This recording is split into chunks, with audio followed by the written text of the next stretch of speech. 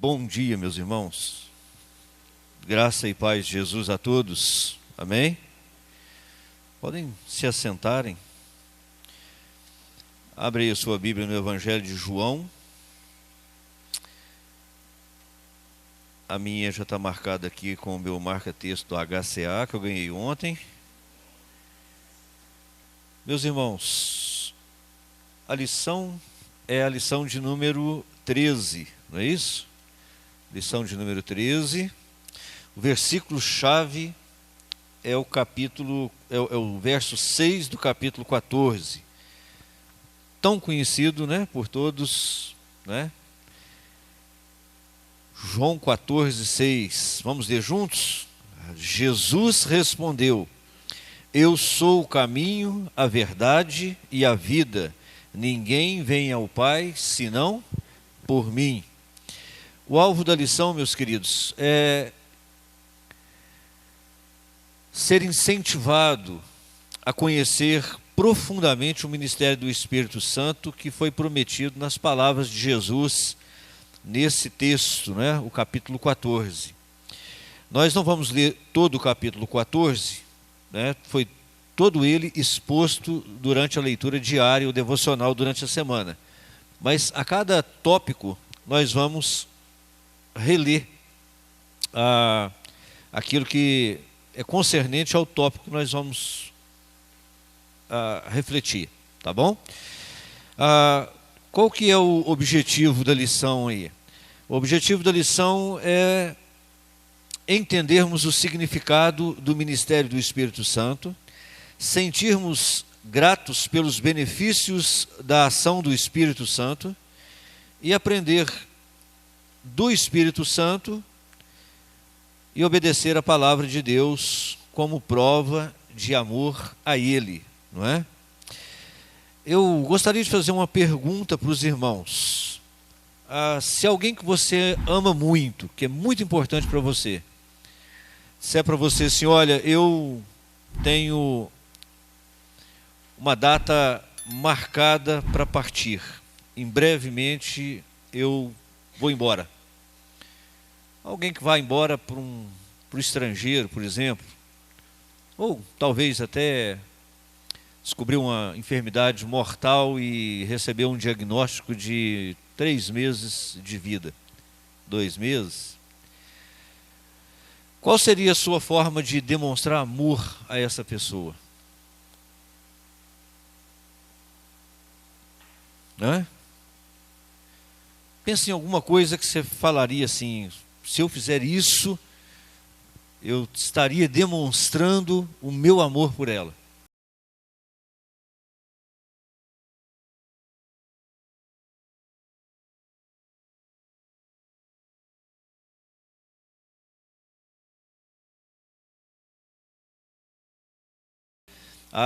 Comunicado a eles que iria partir, e nós vamos ver ali a perturbação do coração dos discípulos ao saberem da partida de Jesus, e vamos aprender também como é que o ministério de consolar, né, é revelado aí também por parte das palavras de Jesus. Nós temos aí na revista o dilema geral, que é o dilema que causado, né, pelas palavras de Jesus. Nós sabemos que as palavras de Jesus, elas são vida, não é? Vida e espírito, são palavras de consolo, são palavras de conforto. Há palavras de exortação de Jesus na Bíblia Sagrada? Sim ou não? Sim, há palavras de exortação, mas nesse texto em específico, nesse capítulo em específico, as palavras de Jesus é de estímulo, é de consolo, é de conforto, é de dizer: olha, vocês não serão abandonados, eu não deixarei vocês só, não é? E aí nós vamos ver então alguns alvos práticos dessa palavra de Jesus. Eu acho que os irmãos não estão vendo nada ali, então, mais ou menos, né? Alguns alvos práticos, né, extraídos aí deste capítulo. O primeiro alvo das palavras de Jesus, a primeira intenção ou objetivo, é consolar os corações perturbados. A preocupação e o medo tomaram conta do coração dos discípulos, por isso Jesus disse que que o coração de vocês não fiquem angustiado, ou em algumas versões, não se turbe o vosso coração. Está aí no verso 1. Qual que é o verso 1 do capítulo 14? Jesus disse: não fiquem aflitos, creiam em Deus e creiam também em mim.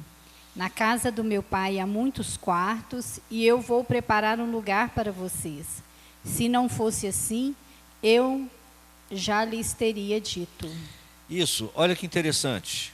É muito interessante esse texto, porque é Jesus que vai partir. E a partir daqui não é uma viagem de férias, não é uma viagem a trabalho, não é exercer o ministério em outro país. A partida de Jesus aqui é a morte. Jesus iria para a cruz, ele iria passar por toda aquela dor, por todo aquele sofrimento.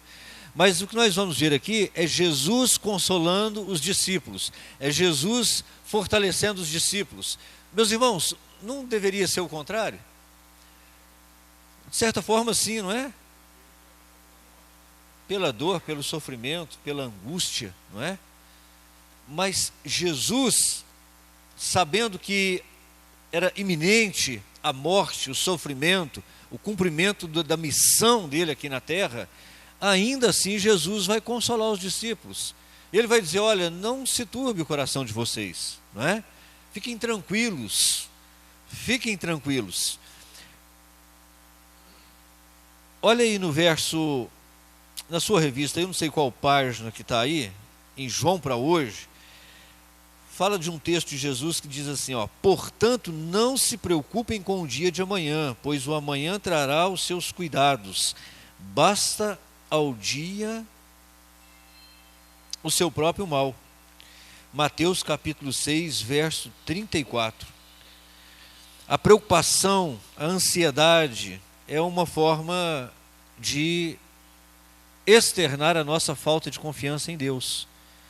Algumas preocupações da vida, elas demonstram claramente a falta de confiança em Deus. Por exemplo, quando nós estamos muito preocupados com o dia de amanhã, com os afazeres de amanhã, com algumas situações que ainda nem aconteceram e nós já estamos sofrendo por antecipação, não é? Nós vimos aí há poucos dias aí o estudo do pequeno grupo, né? Que era sobre a ansiedade. O que é que nós estamos demonstrando com isso? Que nós não confiamos na provisão do Pai. Eu não estou falando, meus irmãos, de uma preocupação natural. Olha, eu preciso organizar a minha agenda porque eu tenho um compromisso para ser cumprido dia 1º do mês, dia 10 do mês. Não. Aquela preocupação que não me deixa dormir, porque eu não sei como é que vai ser o mês que vem. Aquela preocupação que não me deixa dormir porque eu tenho algo para resolver e eu não sei se eu vou conseguir resolver. Uma prova na faculdade, alguma coisa mais complicada no trabalho. Coisas que às vezes são do dia a dia normal, que basta a gente esperar o momento certo, é claro que preparados, mas sem sofrimento por antecipação. A palavra preocupação já diz tudo, não é? É preocupar, é ocupar-se antes do tempo. Uma preocupação indevida. Eu me preocupo com o futuro e esqueço do presente. Não vivo o presente. Eu sofro às vezes desnecessariamente e às vezes sofro 2 vezes. E a gente não vai ver Jesus entrar numa enrascada dessa. Jesus está sabendo o que vai acontecer e ao invés de estar aqui estressado com isso, o que ele vai fazer? Ele vai consolar os discípulos que ficaram perturbados porque Jesus disse que não estaria mais com eles daqui a algum tempo. Certa vez eu vi um pastor explicando que nós muitas vezes não agimos como filhos, porque os filhos normalmente eles confiam na provisão do pai. Ele falou assim: quando criança eu nunca cheguei para meu pai e perguntei se amanhã ia ter almoço, se amanhã ia ter café da manhã ou café da tarde. Consequentemente, os meus filhos também nunca me perguntaram. Por quê? porque era natural a provisão do Pai, então eles já tinham aquela confiança, aquela certeza de que amanhã vai ter almoço, amanhã vai ter café da manhã. Eles não dormiam pensando assim, será que amanhã tem café da manhã? Será que quando eu acordar vai ter o pãozinho lá com manteiga? Será que vai ter almoço amanhã? Não. Os filhos não se preocupavam com isso. Por quê? Porque essa é uma preocupação de quem? Dos pais. Os pais são os provedores. Nós, como filhos de Deus, nós devemos confiar na provisão de Deus e descansar certos de que haverá a provisão do Senhor sobre as nossas vidas. É disso que o texto está falando, Jesus está falando, não é? Um segundo ponto aí, do objetivo de Jesus, além de consolar os corações perturbados, é estimular pessoas desmotivadas. E é interessante, eu coloquei uma figura aí de Jesus está atrás aí de um jovem com a Bíblia na mão e apontando, não é, o caminho da salvação.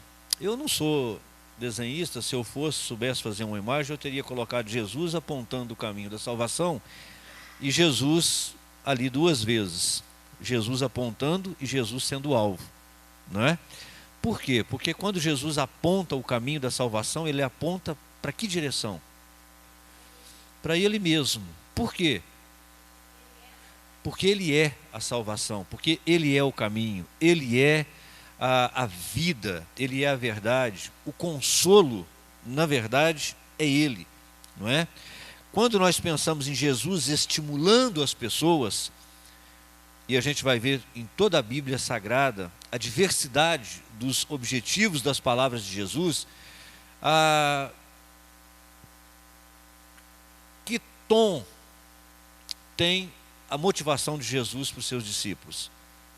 Qual é a motivação que Jesus está sempre dando aos seus discípulos?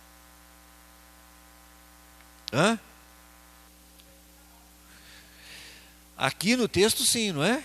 Que eles não iriam ficar órfãos, que Jesus não os deixaria desamparados, eles não estariam só, não precisariam preocupar, porque embora Jesus fosse morrer, ele ressuscitaria e ele estaria com os discípulos através do Espírito Santo de Deus, não é?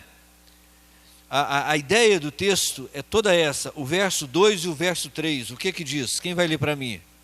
Na casa de meu pai há muitas moradas, se assim não fora, eu vou-lo teria dito, pois vou preparar-vos lugar. E quando eu for e vos preparar lugar, voltarei e vos receberei para mim mesmo, mas para mim mesmo, para que onde eu estou estejais vós também. O consolo de Jesus é: fique tranquilo, eu não vou deixar vocês desamparados. Aliás, eu até quero dizer para vocês o seguinte, que eu estou indo, mas eu volto, não é? Eu volto para buscar vocês. Por quê? Porque eu quero que vocês estejam comigo, não é? Onde eu estiver. Jesus dá uma declaração muito simples do amor de Jesus pelos seus discípulos. Quem ama quer estar junto, não quer? Quem ama tem prazer na presença da pessoa amada. O que Jesus está fazendo aqui é uma declaração de amor, nada romântica, mas uma declaração de amor. Eu amo tanto vocês que eu preciso ir, eu preciso cumprir a missão que meu Pai me deu, mas eu volto, eu vou estar com vocês durante o tempo todo, e não só estarei com vocês o tempo todo, mas eu volto para levar vocês junto comigo. Estou preparando, né? Bom, como é que Jesus então usa aqui, vamos dividir essa forma aí de estimular os seus discípulos, de animar os seus discípulos. Primeiro ponto aí da revista, nesse tópico 2, é a promessa de quê? Da provisão. Que é o que o Daniel acabou de nos dizer. Na casa do meu pai tem o quê? Muitas moradas. Na casa do meu pai tem muitas moradas. Vou preparar lugar. né? Eu já vi algumas pessoas, não algumas, mas eu já pelo menos uma ou duas, dizer que Jesus está lá fazendo, construindo a nossa morada eterna, não é? Isso seria um erro, um equívoco também, porque Jesus não está construindo uma morada eterna. Essa morada eterna já está construída, ela já existe. A expressão que Jesus diz, eu vou preparar lugar para vocês, eu penso que Jesus está falando da sua morte, da sua ressurreição. Como é que Jesus prepara um lugar para nós? Morrendo, pagando pelos nossos pecados, ressuscitando no terceiro dia, e está lá nos céus intercedendo por nós, aguardando o dia da nossa chegada. Tem, ou há, isso, há muitas moradas, não é? A promessa de Jesus, então, é uma promessa de provisão. Provisão. Agora, meus irmãos, olha como que nós somos incrédulos. Se Jesus prepara para a gente uma morada eterna, uma provisão eterna, Jesus não teria poder e não nos amaria o suficiente para prover aquilo que é terreno, aquilo que é efêmero. Por mais necessário que seja o pão de cada dia, será que Ele não teria poder para fazer isso, ou não nos amaria o suficiente para isso? Aí é uma questão de confiança, de fé. Eu creio, eu confio que Deus é poderoso para fazer e me ama. Então eu descanso. De onde que vai vir isso, pastor? Porque eu estou desempregado, não tem salário. Não sei, meu irmão, mas fica tranquilo, porque Deus há de prover o que for necessário. Como um pai provê para os filhos. De alguma forma, o suprimento vai chegar. O que nós precisamos? Tão somente ter fé, esperar no Senhor. Ou seja, o recurso que estava disponível para Jesus, homem, está disponível para mim e para você. O Espírito, a palavra, o poder, o amor, a presença do Todo-Poderoso que está em nós. Não é à toa que a Bíblia diz, maior é o que está em nós do que o que está no mundo. A segunda forma de Jesus motivar aí os seus discípulos é a promessa do retorno. E quando eu for, se na sua Bíblia estiver, e se eu for, não é a melhor tradução, porque e se eu for, aí tem uma dúvida, não é? Porque se eu for, pode ser que eu vá, pode ser que eu não vá. A melhor tradução é, e quando eu for? Quando eu for, o que ele vai fazer? Vou preparar um lugar para vocês. Isso, e quando eu for e preparar um lugar, eu voltarei. A ênfase aí está no voltarei. Se a ênfase na provisão é preparar aquilo que nós precisamos, a ênfase do retorno aí é voltarei, eu estarei com vocês. E aí nós temos uma promessa da presença de Jesus em nós. Isso não é interessante? Porque Jesus vai, mas volta. E depois ele volta para ficar até quando? Até quando ele voltar. E depois, quando ele voltar, ele nos leva junto com ele. Para quê? Para ficar conosco eternamente. A pergunta que eu te faço é, houve algum momento em que Jesus não estivesse? Ou que ele não esteja? Não. Para nossa sorte, não. Agora, como é que Jesus está aqui, agora? Por meio do Espírito Consolador, por meio da palavra, não é? Ele está no meio de nós, Ele está em nós, Ele está entre nós, não é? Nós estamos nele. Eu posso perceber Jesus na face do meu irmão, da minha irmã. Jesus pode ser percebido na minha face, pelo meu irmão, pela minha irmã. Meus queridos, isso é uma fusão. Os irmãos sabem o que é fundir alguma coisa? Sabe? O que é fundir? Hã? É uma união, é uma junção, é uma conexão, uma coisa tão forte, tão intensa, tão profunda, que a gente olha e não sabe quem é um, quem é outro. A partir do momento que você reconhece que você é um pecador, que você está perdido, perdida, e precisa de um Salvador, e Jesus é esse Salvador, Ele morreu por você na cruz por isso. A partir desse momento nós recebemos a vida eterna, nós recebemos o Espírito Santo de Deus, somos selados por Ele, passamos a ser um com Jesus. Ele está em nós, nós estamos nele.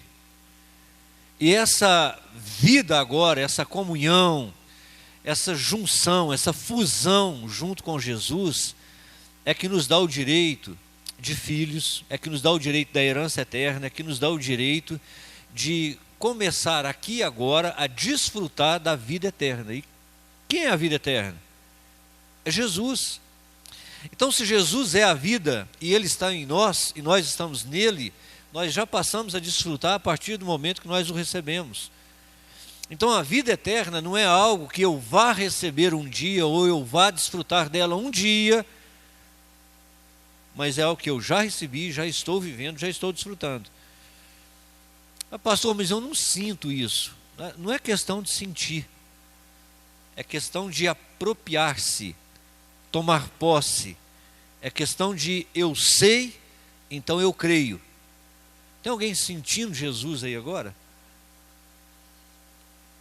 Pode ser que tem gente sentindo Jesus aí agora por meio da palavra, por meio do Evangelho, por meio do Espírito, está sendo tocado. Pode ser que tem gente que não está sentindo nada. Mas mesmo quando eu não estou sentindo, eu posso te afirmar com toda certeza que Jesus está aqui, porque Ele prometeu que estaria. Quando vocês estiverem reunidos em meu nome, eu estarei no meio de vocês. Bom, isso me basta.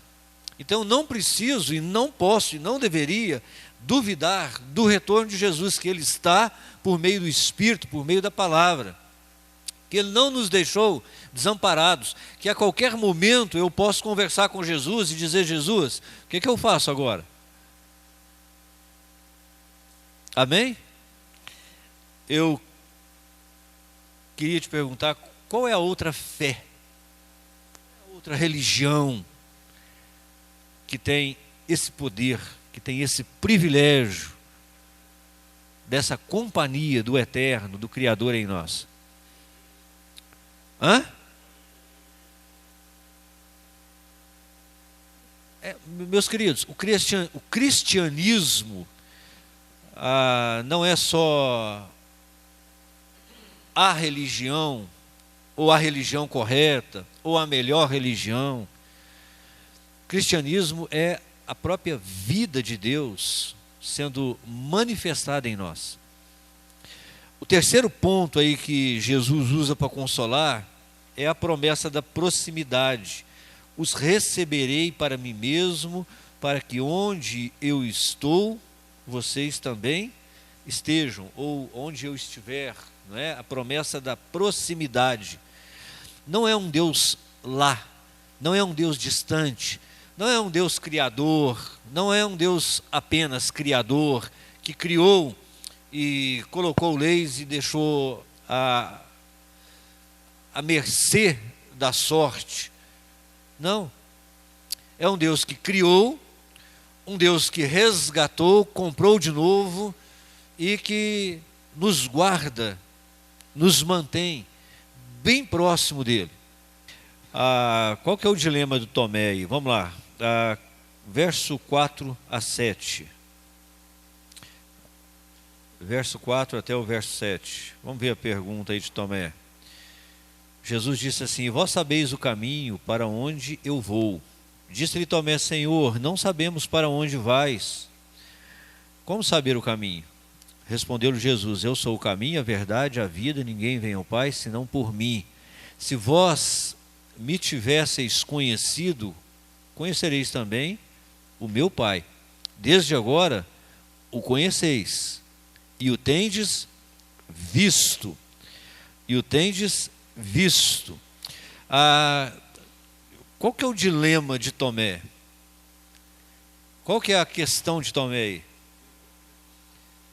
Não, aqui nesse momento a gente conhece Tomé só por aquela frase famosa, né? Se eu não ver, se eu não tocar, então eu não creio. Não é? E aí alguém poderia dizer assim, puxa vida, mas hora que Jesus encontrar com Tomé agora, Jesus vai dar um em Tomé, porque esse Tomé é um incrédulo, um cara sem noção, não é? E aí quando Jesus chega, o que Jesus faz? Eu imagino que foi amorosamente, irmãos. Tomé, vem cá, põe aqui a mão, toca aqui do lado. E aí qual é a resposta de Tomé? Meu Senhor e meu Deus. Pronto, resolveu tudo. É disso que você precisa para crer, Tomé? É, então toma. Não é? Agora, na frase... Na frase, qual que é o dilema de Tomé? A gente não sabe para onde você está indo. Aí Jesus poderia ter dito assim, gente, mas eu acabei de falar agora mesmo, eu falei com Pedro, falei com os outros discípulos, você estava lá, Tomé.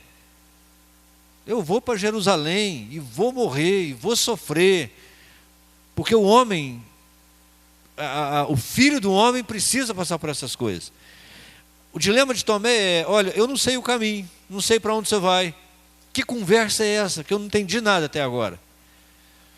A incredulidade de Tomé depois, quando Jesus morre, ressuscita e aparece, ela tem um fundamento. Qual que é o fundamento? O fundamento é que eles passaram 3 anos e meio com Jesus e não prestaram atenção. Esse pessoal ficava no dia da escola bíblica, no horário da escola bíblica, mexendo no celular, eles ficavam conversando, eles ficavam pensando o que ia fazer no almoço. Você está entendendo? E Jesus falava, e Jesus explicava e ensinava, e eles não copiavam. Eles não copiavam. Eles ficavam dormindo na hora do culto, na hora do EBD. E aí eles não sabiam nada. E aí quando a coisa acontecia, era como se eles nunca tivessem ouvido falar naquilo. É impressionante isso aqui. O dilema de Tomé é simplesmente assim, olha, eu não sei para onde você está indo. Você não falou até agora? Bom, eu estou falando aí já tem 3 anos. Os irmãos estão entendendo qual que é o nosso problema? O nosso problema, inclusive da questão anterior, é que não é que ele não está, não é que ele não se faz presente, não é que ele está ausente. Quem é o ausente na história? Somos nós é que somos os ausentes na história. E aparece de repente e quer receber tudo, inclusive uma revelação. É porque a gente muitas vezes, nós estamos num momento como esse, só de corpo presente. Nós não estamos ligados, conectados. E aí Jesus está falando e a gente não está guardando o que Jesus está falando. O dilema de Tomé é, eu não estou sabendo de nada, eu estou perdido na história. Não sei o que está acontecendo. Olha aí, João, para hoje. Você tem dúvida como Tomé? O que você faz com elas? Ore ao Senhor e procure alguém que o ajude a caminhar com mais segurança. A questão de Tomé é a dúvida sobre o caminho. E aí nós poderíamos trazer para o nosso dia de hoje, o que eu faço? E agora? Quantas vezes na nossa caminhada nós já fizemos essa pergunta? O que eu faço? E agora? Meu Deus do céu.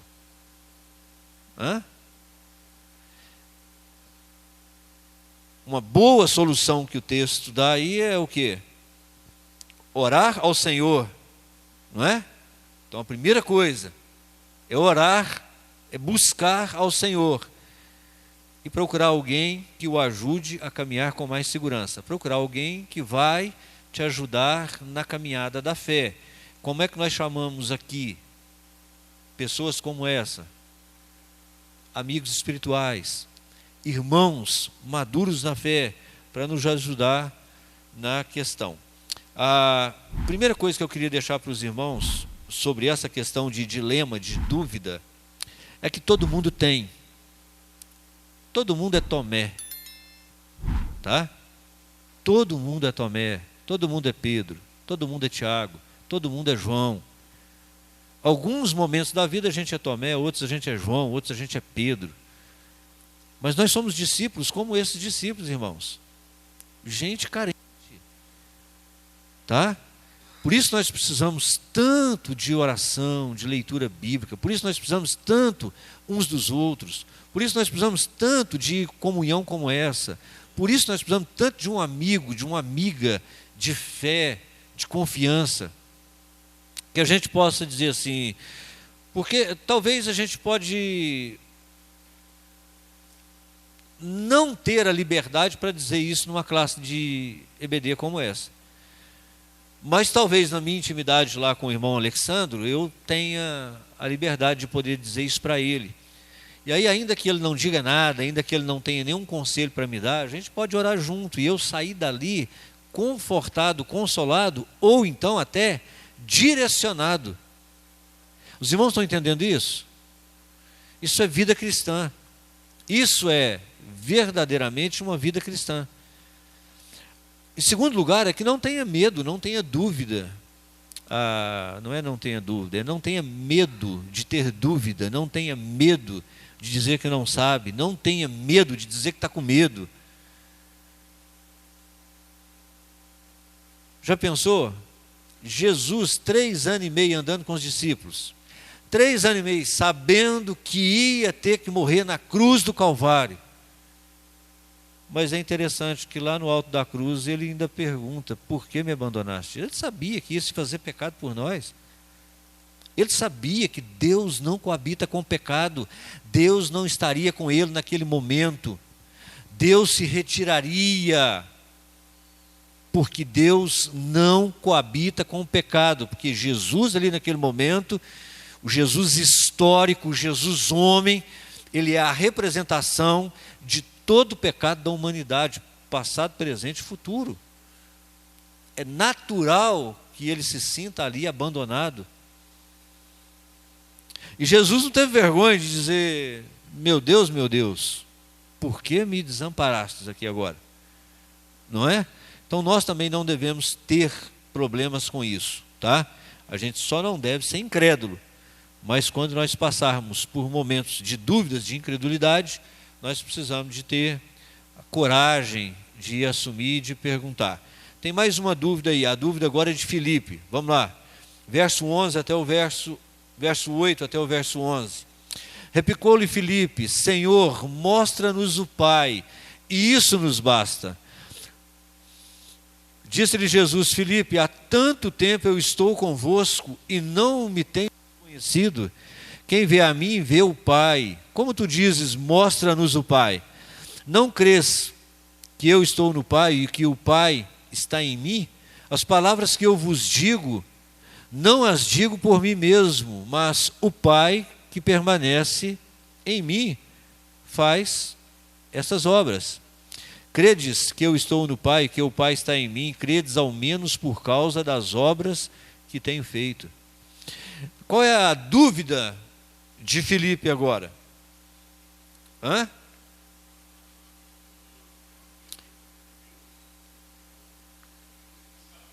Ele quer ter uma prova da existência de Deus. Mostra-nos o Pai.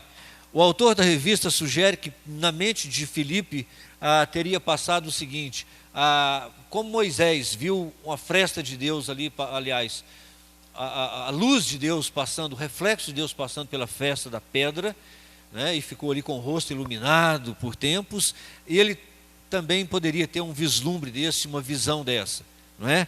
A resposta de Jesus é surpreendente. Para Filipe, sim, né? Agora preste atenção numa coisa. Tomé tem um dilema. O que é dilema, irmãos? Dilema é o quê? Uma dúvida, é uma problemática, é um questionamento, uma incerteza. O dilema de Tomé é um, o dilema de Filipe é outro, mais para frente nós temos o dilema de Judas, não o Iscariotes. Mas a questão é que todos nós temos dilemas, dúvidas. É inerente da natureza humana. E é interessante, diz aí o autor do texto, que na sequência nós vemos então um outro discípulo se manifestando, não é? E nessa ocasião ele faz um pedido, e esse pedido é indevido a Jesus. Um pedido indevido. O que Filipe pediu? Pediu uma visão. Agora, será que nós não temos os mesmos questionamentos, as mesmas dúvidas? Será que nós não estamos com o Senhor diante de nós e nós ainda perguntamos: aonde o Senhor está? Ou aonde o Senhor estava? Naquele dia, Senhor, aonde o Senhor estava? Será que nós também não somos esses mesmos discípulos que não têm compreensão da magnitude do que nos foi dado, do que nos foi revelado, do que está diante de nós? Porque quantos de nós despreza aquilo que Deus preparou para nós? Aquilo que Deus tem nos dado? Quantos não saem de uma aula como essa, de um culto, dizendo assim: eu queria mais, eu queria ter visto mais, eu queria ter recebido mais. Bom, se for uma sede de Deus, tudo bem, mas a questão aqui não é sede de Deus, a questão é incredulidade, é a não percepção da grandeza ou da grandiosidade do Deus que está sendo revelado a nós todos os dias, todos os momentos.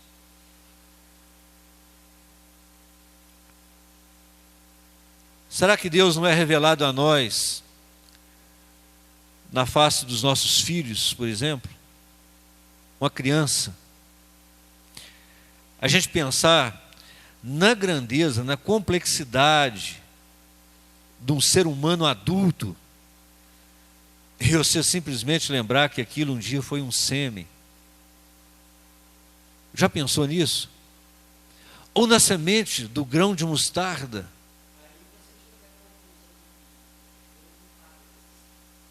Paga nada. O dinheiro paga aquilo que tem preço, mas nem sempre pode comprar aquilo que tem valor. Isso não é frase minha, é frase pronta, mas tem sentido. Quantas vezes nós mesmos desprezamos onde estiver 2 ou 3, entra para o teu quarto e fecha a porta, não é? O que é que a gente pensa? 2 ou 3 é pouco, vou não. Se tivesse 30, 40, 50, eu iria. Mas 2 ou 3 é muito pouco. Mas Jesus disse que se tivesse 2 ou 3, ele estaria lá. E se ele está, deveria ser o suficiente para nós. Quantas vezes nós pensamos: não. Isso aí foi muito pouco. Mas no interessante, que a gente nem conseguiu absorver tudo que foi dado e sai reclamando, falando que foi muito pouco. Não é? Seria mais ou menos como alguém fosse num churrasco, que estivesse sobrando carne, e ele não comesse quase nada, e depois saísse reclamando que não tinha carne no churrasco. Não é assim? Bom, são os dilemas nossos. Eu vou pular aí para a solução agora de Jesus, para aproveitar o nosso tempo, tá bom? Solução de Jesus. Qual é a solução que Jesus dá aí nessas palavras? Em verdade, vos digo que aquele que crê em mim fará também obras maiores, aliás, obras que eu faço, e outras maiores fará, porque eu vou para junto do Pai. Qual é o dilema dos discípulos? O dilema é: para onde só vai? Só vai e nós vamos ficar aqui sozinhos? E agora? E agora, quem é que vai multiplicar o pão? E agora, quem é que vai expulsar os demônios? E agora, quem é que vai... Agora, quem é que vai curar os enfermos? E agora, quem é que vai ensinar para as multidões? E Jesus então dá a solução. Qual é a solução? É você. A solução é você. Eu vou, mas eu fico em vocês, e vocês farão, ou continuarão fazendo as obras que eu faço. E digo mais, vocês farão até maiores, ou mais do que o que eu fiz até agora. A lição aí no 4, solução de Cristo, assim, os discípulos como instrumento da obra. Cristo afirmou que os discípulos também fariam as obras como ele fez. O que dizer do fato de Cristo afirmar que eles fariam obras maiores do que as que teriam sido feitas ou haveriam ser feitas? Duas possibilidades. O que o autor está querendo dizer com isso? O que Jesus quer dizer com fazer obras maiores? O que Jesus quer dizer com nós vamos fazer obra maior do que Jesus? A gente vai ressuscitar morto também? A gente vai multiplicar os pães também? A gente vai expulsar demônios maiores, mais fortes? A gente vai curar enfermos com doenças mais graves do que a que Jesus curou? Bom, o autor dá duas respostas aqui. É possível que Jesus estivesse falando sobre uma visão mais abrangente, né? Que foi defendida aqui pelo Augusto Nicodemos. As obras maiores das quais Cristo falou continuariam sendo as obras de Cristo, mas agora feita por intermédio do Espírito Santo, que viria após a sua partida. Ao mesmo tempo, devemos considerar que os sinais são só uma parte do todo. A expressão obras é mais abrangente do que sinais. Agora presta atenção como que isso faz sentido. Porque quando nós lemos esse texto, vocês farão obras maiores do que a que eu fiz. Em que nós pensamos em primeiro lugar? Milagres. Sinais. Primeira coisa que vem na nossa mente é sinais e milagres. Jesus está falando de sinais e milagres? Pode ser que sim, pode ser que não. Pode ser que os sinais e os milagres estejam embutidos nas obras maiores. Mas ele não usou a palavra nem sinais e nem milagres. Ele não disse, vocês farão milagres maiores do que eu fiz. Ele disse, vocês farão uma obra maior. E aí pode ser entendido no contexto de Nicodemos, obras mais abrangentes, incluindo, inclusive, as obras, o que de fato aconteceu, porque os discípulos de Jesus também faziam obras iguais às de Jesus. Jesus ressuscitou pessoas, Pedro ressuscitou, Paulo ressuscitou, Jesus expulsava os demônios, os discípulos expulsavam os demônios. Agora, uma visão mais específica, defendida aí por William Hendrick, é o pleno significado dessas palavras não se encontram nos milagres realizados pelos apóstolos. A dimensão dos milagres de Cristo é absurdamente maior e melhor. Parece mais provável que Jesus estivesse se referindo ao maior número de discípulos, pensando aí em Atos, no crescimento da igreja. Quantos discípulos Jesus fez?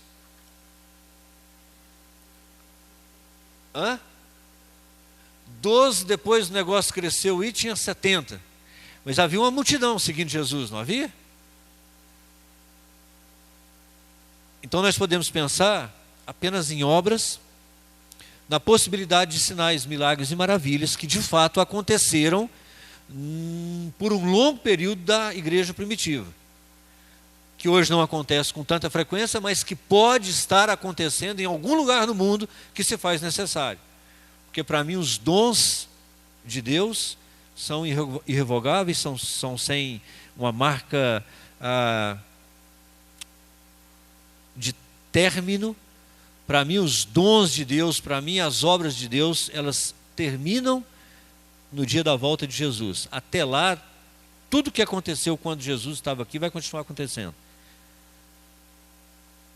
todos os dons sendo operados, tudo aquilo que Jesus fez, realizou, sendo realizado por meio da igreja, de acordo com a vontade de Deus, com a necessidade do povo e do momento. Então eu sustento a ideia de que as obras maiores que nós faremos, é que nós teremos um alcance muito maior como igreja, e ainda assim, é Jesus atuando por meio do Espírito através de nós. Então quem está certo? O Augusto ou o William? Os dois. Eu acho que cabe muito bem, dentro de uma realidade que nós vivemos hoje, as duas ideias se cumprindo. Jesus certamente estava abrangindo tudo isso como minhas obras. Qual é a obra que Deus está fazendo agora, nesse momento? A obra é que nós creiamos no Filho de Deus. A obra que Deus está fazendo em nós nesse momento é que nós creiamos no Filho de Deus. Uma vez tendo crido, a obra se torna nos tornar semelhantes a Ele. Então é um processo que nós chamamos de quê? Salvação e conversão. Salvação e conversão. Então a igreja, com certeza, fez uma obra muito maior do que a que Cristo fez. A gente só não pode esquecer de uma coisa: ainda que ele disse, ou tenha dito, que nós faríamos obras maiores, no fundo, em verdade, quem é que está fazendo? É Ele que continua fazendo a obra. Nós agora somos apenas o quê? Instrumentos nas mãos de Deus. Amém? Conclusão então. Aprendemos como a separação entre pessoas que se amam gera dilema. Mas também vimos como a palavra de Cristo e o auxílio do Espírito Santo são suficientes para transformar corações aflitos em corações alegres e dispostos a servir até o final. Eu quero encerrar fazendo uma pergunta. Quem nunca entrou num dilema, numa crise, porque perdeu alguém ou algo que lhe era muito precioso, muito caro? Quem nunca teve um coração atribulado porque perdeu alguém que amava muito? Eu creio que, se não todos, quase todos nós que estamos aqui, com exceção dos mais jovens, não é? Mas, meus irmãos, quem nunca também foi consolado pelo Espírito Santo de Deus, pela palavra de Deus? Quem nunca também, estou falando agora de nós cristãos, Igreja de Jesus, já não experimentou a paz que excede todo entendimento, já não experimentou o consolo e o conforto e a direção do Espírito Santo de Deus nos momentos mais terríveis que nós poderíamos experimentar aqui nessa terra? A obra do Espírito Santo de Deus é convencer o homem do pecado, da justiça e do juízo, e depois nos consolar, nos animar e nos dar direção para uma vida de santidade, de alegria e de poder no Espírito Santo de Deus. Mas o poder para fazer a obra, para viver essa obra que Deus tem realizado em nós. Nós temos muito, mas é muito que agradecer. Muito que agradecer. Porque o que Deus fez por nós, enviando Jesus para morrer por nós na cruz, enviando o Espírito Santo de Deus para nos convencer do pecado, da justiça, do juízo, morar em nós, habitar em nós, nos consolar, nos confortar, nos dar direção, isso não tem preço. Não tem preço. Mas nós podemos simplesmente compreender o valor de tudo que foi feito por nós e vivermos de forma agradecidos a Espírito que nos foi dado. Amém?